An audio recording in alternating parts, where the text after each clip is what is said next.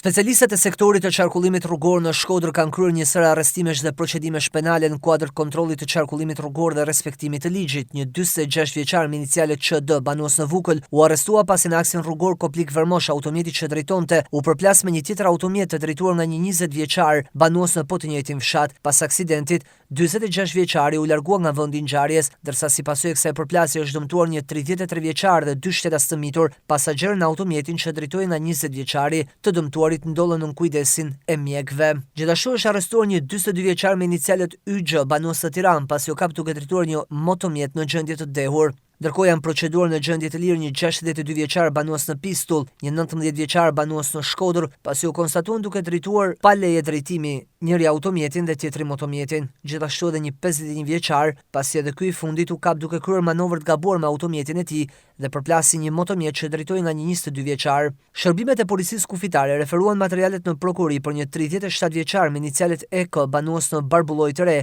pasi kaloi në mënyrë të paligjshme kufirin e gjelbërt. Ai është gjithashtu subjekti masave të sigurisë detyrim për të paraqitur në policinë gjyqësore dhe ndalim për dalje jashtë vendit të vendosura nga prokuria e Lezhës. Në qytetin e Shkodrës, një 54 vjeçare u procedua pasi u konstatua duke kryer punime ndërtimi pa leje. Gjatë punimeve për pastrimin në rrugës së fshatit Ndrisht u gjetën 2 granata të vjetra që janë sekuestruar si provë materiale, ndërsa në malësi të madhe, specialistët për hetimin e krimeve referuan materialet në prokuri për një 33 vjeçar banues në Melgush, pasi dyshohet se ka përfituar përmes mashtrimit nga shtetasi 38 vjeçar me inicialet GV banues në Vrith.